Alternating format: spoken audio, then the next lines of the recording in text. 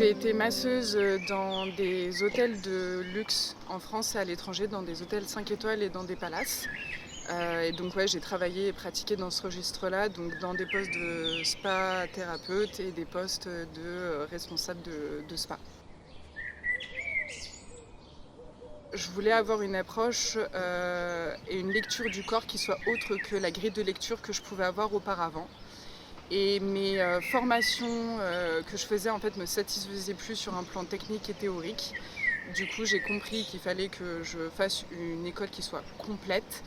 Et la médecine chinoise m'est venue tout simplement parce que c'est une médecine déjà qui est reconnue par l'OMS et qui a quand même fait ses preuves au fil des années.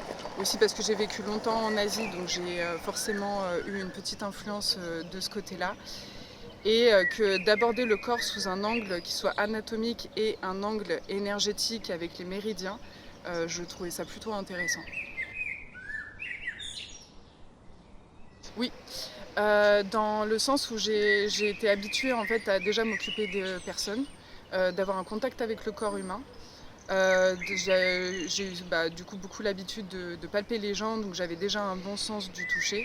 Donc pour ça m'a aidé d'avoir le cursus de masseuse juste avant et puis d'avoir pu avoir déjà un certain nombre de corps sous ma main. J'ai créé mon entreprise du coup en deuxième année. Au tout départ, j'étais juste sur le massage, mais où j'ai amené la dimension de la médecine chinoise. Donc tout de suite au départ, j'ai commencé à prendre les pouls et la langue de chacun de mes clients. Et ensuite, ça me permettait en fait de comprendre comment fonctionne un peu le corps humain, ce qui se passe à l'intérieur, et du coup d'adapter mes techniques de masseuse avec des points d'acupression pour venir rééquilibrer. Pour le coup, ça a été incroyable et ça me fait une vraie différence parce que pendant mon massage, j'avais une lecture qui était plus du tout la même de ce que je pouvais avoir auparavant. De devenir bonne en MTC, de devenir forte.